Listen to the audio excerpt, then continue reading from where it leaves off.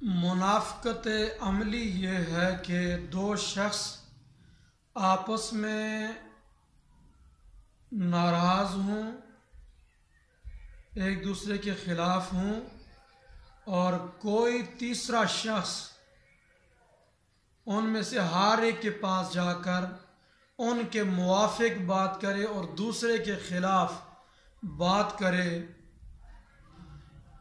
تو یہ عین منافقت ہے۔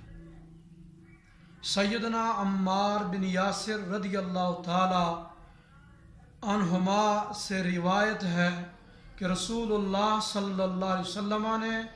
ارشاد فرمایا، من کان لہ وجہان فی الدنیا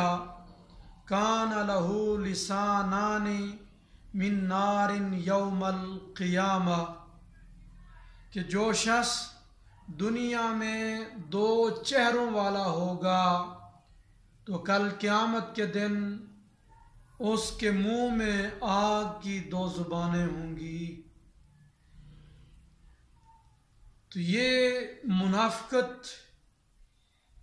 کہ ہر دو بندوں کے پاس جا کر جن کی باہم لڑائی ہے، اختلاف ہے،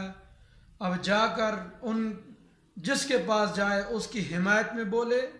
اور دوسرے کے خلاف بولے،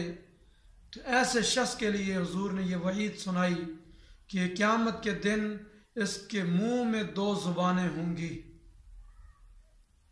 بہت بڑا سنگین جرم ہے